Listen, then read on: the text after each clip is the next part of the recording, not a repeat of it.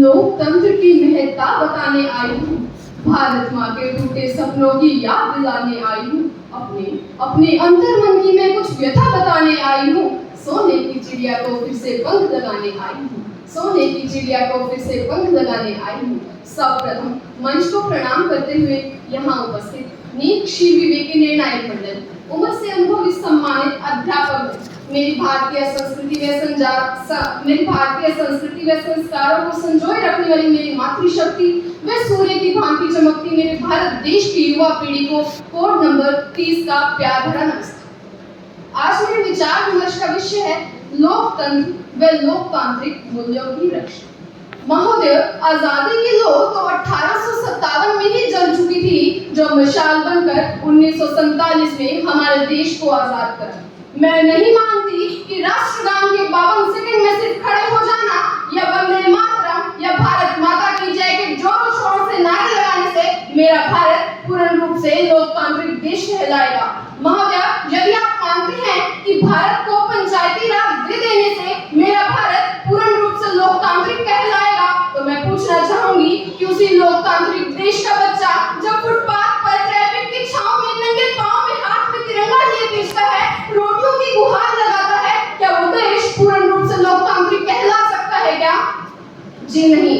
महोदय, आप सब जानते ही होंगे कि लोकतंत्र का अर्थ होता है जनता का शासन। अगर हम संविधान के पन्नों को पलटाकर देखें तो संविधान के अनुच्छेद 51(a) के तहत मौलिक कर्तव्यों को लागू करना ही संवैधानिक लोकतंत्र होता है।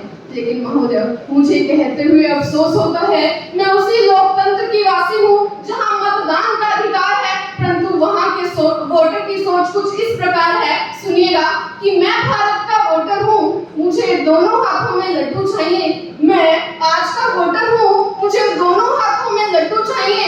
बिजली तो मैं बचाऊंगी ना, पर बिल मुझे माफ चाहिए। कूड़ा फेंकूं मैं सड़कों पर गलियां मुझे साफ सुथरी चाहिए। ये दिए बिना तो मैं कुछ करता ही नहीं, पर राजनीति मुझे भ्रष्टाचार मुक्त चाहिए। मैं भारत का वोटर हूँ, मुझे दोनों हाथों में लड्डू चाहिए। मैं भारत का वोटर हूँ, मुझे दोनों हाथों में लड्डू चाहिए। और महोदय, एक दर्द की हद तो तब गुजरने लगती है जब एक प्रेमी नशे की हालत में घर आकर अपनी लिविंग पार्टनर को पीटता है व उसके 14 टुकड़े करके उसे प्रेशर कुकर में उबालता है। तब कहाँ जाती है संविधान की वो समानता, तब कहाँ जाता है संविधान का अनुच्छेद 14, और तब कहाँ जाते हैं महिलाओं के वो अधिकार। और महोदय, यदि आप मानते हैं कि हमारे संविधान की रक्षा करनी चाहिए, अगर हमारे लोकतांत्रिक मूल्यों की रक्षा करनी चाहिए, तो मैं चंद पंक्तियों के माध्यम से बयान करना चाहूंगी कि रक्षा किस प्रकार हो पाएगी। कि जब गली गली और गांव गांव में ज्ञान दीप जल जाएगा, कि जब गली गली और गांव गांव में ज्ञान दीप जल जाएगा, लड़का लड़की और दहेज का हर बंधन कट जाएगा, राष्ट्रहित के पुलकित स्वर में शंखनाद हो जाएगा। सच कहती हूँ मेरा भारत पूर्ण रूप से लोकतांत्रिक देश कहलाएगा। मेरा भारत पूर्ण रूप से लोकतांत्रिक देश कहलाएगा।